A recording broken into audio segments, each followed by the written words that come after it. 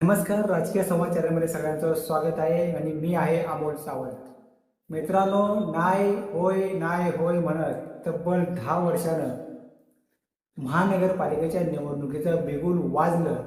काल 4 वाजता निवडणूक आयोगाच्या अधिकाऱ्यांनी पत्रकार परिषद घेतली आणि त्यांनी सांगितलं की 15 जानेवारी 2026ला महानगरपालिकेचं मतदान होईल. 16 जानेवारी 2026ला त्याची मतमोजणी होईल.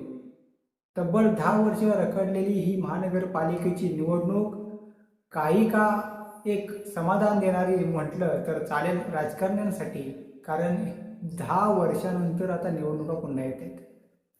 आता ह्या मिनी विधानसभा, मिनी लोकसभा असं म्हटलं जातं या महानगरपालिकेच्या निवडणुकीला. त्या पद्धतीनं आता प्रत्येक नेत्याची, प्रत्येक कार्यकर्त्याची आणि प्रत्येक उमेदवाराची प्रतिष्ठा आता पणाला लागलेली आहे. त्याच्यामध्ये खास सांगायला गेलं तर उद्धव बाळासाहेब ठाकरे आणि आत्ताच नुकती युतीचे संकेत देत असलेले राज ठाकरे आणि उद्धवसाहेब ठाकरे ह्या दोघांच्या प्रतिष्ठेची निवडणूक ही असणार आहे, खास करून मुंबईमध्ये.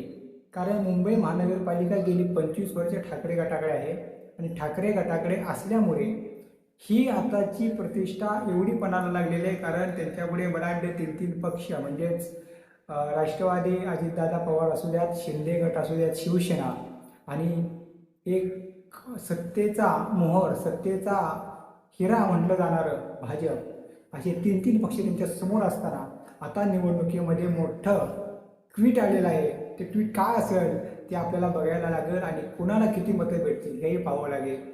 पण तुम्हाला आपला व्हिडिओ आवडला तर चॅनेलला सबस्क्राईब करायला विसरू नका. धन्यवाद.